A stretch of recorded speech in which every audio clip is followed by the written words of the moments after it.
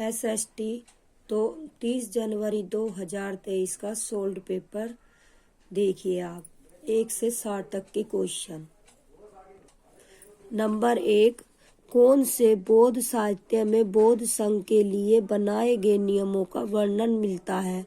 Option A Sutta Pitaka, option B Vinaya Pitaka, option C Abhidhamma Pitaka, option D Buddha Charita. इसका answer होगा option B Vinaya Pitaka. Explanation. Mahatma Buddha का मानना था कि घर का त्याग करने पर ही सच्चे ज्ञान की प्राप्ति हो सकती है। ऐसे लोगों के लिए उन्होंने संघ नामक संगठन बनाया, जहां घर का त्याग करने वाले लोग एक साथ रह सके। संघ में रहने वाले बौद्ध भिक्षुओं के लिए बनाए गए नियम विनय पिटका नामक ग्रंथ में मिलता है। सुत्त पिटक में बौद्ध धर्म के उपदेशों का संग्रह है। अभिधम्म पिटक में बौद्ध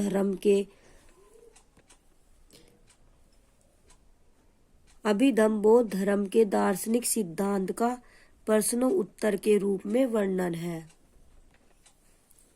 क्वेश्चन 2, कन्नौज नगर निम्नलिखित वंशों में से कौन से वंशों के बीच विवाद का केंद्र बिंदु था? Option A Pratihara Rashtrakuta Pala, option B Rashtrakuta Pala Pallava, option C Pallava Pala और प्रतिहार, ऑप्शन डी राष्ट्रकूट प्रतिहार और पल्लव। इसका आंसर होगा option A Pratihara Rashtrakuta Pala. Explanation. उत्तर भारत का अत्यंत प्राचीन एवं प्रसिद्ध नगर कन्नौज उत्तर प्रदेश में फतेहगढ़ कानपुर के मध्य स्थित है। इसका प्राचीन नाम कान्याकुब्ज और कुश स्थल और गांधीपुर था। कन्नौज का राजधानी कन्नौज वैभव 7वीं शताब्दी से शुरू हुआ था, जब हर्षवर्धन ने इसे अपनी राजधानी बनाया। हर्ष के पश्चात कन्नौज पर अधिकार करने के लिए पाल, प्रतिहार तथा राष्ट्रकूट राजवंशों के मध्य त्रिकोणात्मक संघर्ष 1783 ईस्वी से 915 ईस्वी तक चलता रहा। कन्नौज पर हर्ष के पश्चात राष्ट्रकूटों, गढ़वालों एवं प्रतिहारों ने शासन किया। क्वेश्चन 3, मिस्र के रोसेटा नाम के कस्बे में एक उत्कीर्णित पत्थर मिला है। निम्नलिखित में से कौन सी भाषा उस पर उत्कीर्णित है? Option A Roman, option B यूनानी, option C Aramaic, option D Latin. इसका आंसर होगा ऑप्शन बी यूनानी।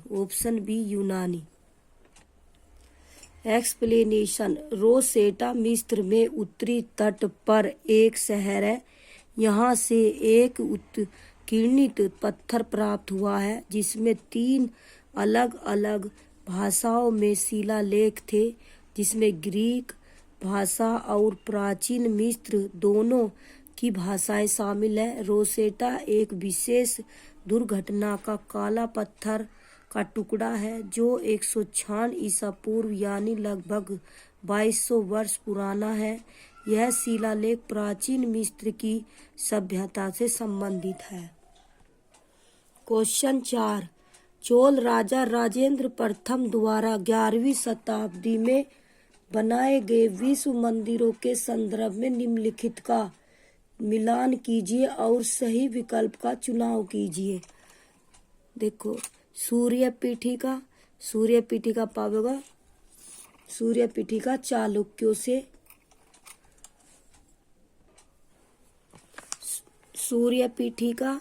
चालुक्यों से, नंदी की मूर्ति पूर्वी चालुक्यों से, भैरव की एक प्रतिमा यह होगा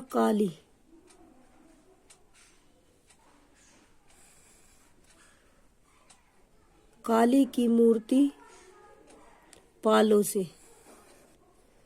ए का देखो, ए का कौन सा चौथा, ए का चौथा, इसका आंसर होगा ऑप्शन डी। ए का चौथा देखो इसमें, ए का चौथा मतलब कि सूर्य पीठी का चालुक्यों से, तो ए का डी, इसका आंसर होगा डी डी।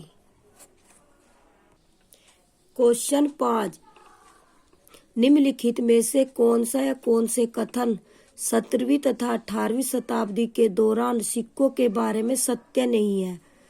सत्य नहीं है। ऑप्शन ए, सिक्कों ने अपने आप को पहले जत्थों में और बाद में मिसलों में संगठित किया, सही है। ऑप्शन बी, उनकी संयुक्त सेना दल खालसा कहलाती थी, सही है। ऑप्शन सी, राखी व्यवस्था के तहत उन्होंने मुसलमानों से उनकी उपज का 20% कर के रूप में लेकर उन्हें संरक्षण प्रदान किया, सही। ऑप्शन डी, गुरु गोविंद सिंह ने खालसा को इस विश्वास के साथ प्रेरित किया कि उनके भाग्य में शासन करना था, राज करेगा खालसा, इसका आंसर होगा, इसमें नहीं है। एक्सप्लेनेशन, 17वीं शताब्दी के दौरान सिख एक राजनीतिक समुदाय के रूप में गठित हो गए थे। गुरु गोविंद सिंह ने 1699 ईस्वी में खालसा पंथ की स्थापना की थी। 1708 ईस्वी में गुरु गोविंद सिंह की मृत्यु के बाद बंदा बहादुर के नेतृत्व में खालसा ने मुगल सत्ता के खिलाफ विद्रोह किया। 18वीं शताब्दी में कई योग्य नेताओं के नेतृत्व में सिखों ने अपने आप को पहले जत्थों में और बाद में मिसलों में संगठित किया। इन जत्थों और मिसलों की संयुक्त सेनाएं दल खालसा कहलाती थी।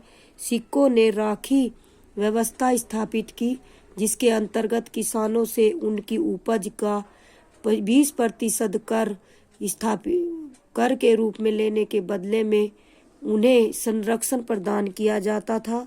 गुरु गोविंद सिंह ने खालसा का प्रेरित किया कि शासन उनके भाग्य में है, राज करेगा खालसा। नोट, दिए गए विकल्पों में से सभी विकल्प सिख समुदाय के बारे में सही है, अतः कोई भी उत्तर विकल्प सही नहीं है। वीर शैव आंदोलन की स्थापना किसने की थी? ऑप्शन ए, ज्ञानेश्वर ने। ऑप्शन बी, शंकर ने। ऑप्शन सी, बसवन्ना ने। ऑप्शन डी, रामानुज ने। इसका आंसर होगा ऑप्शन सी, बसवन्ना ने। कर दे तो 12वीं शताब्दी में कर्नाटक में एक नवीन आंदोलन का उदय हुआ, जिसका नेतृत्व बसवन्ना 1106 से 1168 नामक एक ब्राह्मण ने किया। बसवन्ना कलचूरी राजा के दरबार में मंत्री थे। इनके अनुयायी वीर शैव व लिंगानुपात लिंग धारण करने वाले कहलाए। क्वेश्चन 7, निम्नलिखित में से कौन सा आदिवासी समुदाय उड़ीसा के जंगलों में रहता है? Option A, Khond. Option B, Munda. Option C, Gond. Option D, Khasi. इसका आंसर होगा ऑप्शन ए, खोंड। 19वीं सदी तक देश के विभिन्न भागों में आदिवासी तरह तरह की गतिविधियों में सक्रिय थे। बहुत सारे इलाकों में आदिवासी समुदाय पशुओं का शिकार करके और वन्य उत्पादों को इकट्ठा करके अपना काम चलाते थे। उड़ीसा के जंगलों में रहने वाला खोंड समुदाय इसी तरह का एक समुदाय था। इस समुदाय के लोग टोलियां बनाकर शिकार पर निकलते थे। कुछ प्रमुख राज्य या क्षेत्र और वहां निवास करने वाली जनजातियां निम्न हैं। पंजाब, वन गुज्जर रहते थे पंजाब में। आंध्र प्रदेश में लबाड़िया और कुल्लू में गद्दी समुदाय। कश्मीर में बकरवाल और छोटा नागपुर में मुंडा जनजाति रहती थी। ना का तो गलत हुई। अब पूछ। क्वेश्चन 8, चोल अभिलेखों में उल्लेखित इन शब्दों को देखिए और सही उत्तर दीजिए। Option A Vellan Vaigai, option B Devadan, option C Palli Chandram, option D सालाभोग। इसका आंसर होगा ऑप्शन ए, सभी 4 भूमि की श्रेणियां है। इसका आंसर है ऑप्शन ए। एक्सप्लेनेशन। चोल अभिलेखों में भूमि की विभिन्न श्रेणियों का उल्लेख मिलता है जो निम्नलिखित है। वेल्लन वैगाई गैर ब्राह्मण किसान स्वामी की भूमि होती थी। ब्रह्मदेव ब्राह्मणों को उपहार में दी गई भूमि। सालाभोग किसी विद्यालय के रख रखाव के लिए भूमि। देवदान तिरुमट्टकनी मंदिरों को उपहार में दी गई भूमि। पल्ली चदम जैन संस्थानों को दी गई भूमि। क्वेश्चन 9। राजा राम मोहन राय के बारे में निम्नलिखित में से कौन सा कथन सही नहीं है? ए, उन्होंने ब्रह्मो समाज नाम से एक सुधारवादी संगठन बनाया था। ऑप्शन बी, वह भारत में पश्चिमी शिक्षा के प्रसार के विरुद्ध थे। ऑप्शन सी, उन्होंने सती प्रथा के खिलाफ मुहिम छेड़ी थी। ऑप्शन डी, वह महिलाओं के लिए और अधिक स्वतंत्रता व समानता के पक्षधर थे। ऑप्शन बी, इसका आंसर होगा ऑप्शन बी, वह भारत में पश्चिमी शिक्षा के प्रसार के विरुद्ध थे।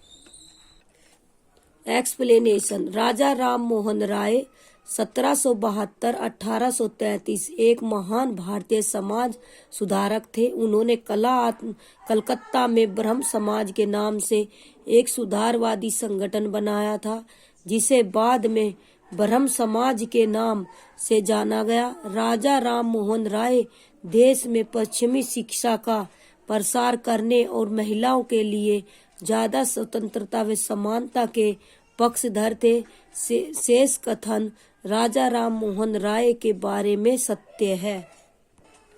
क्वेश्चन 10। 19वीं सदी के भारतीय समाज के संबंध में कथनों ए तथा आर को पढ़े तथा सही विकल्प का चयन करें।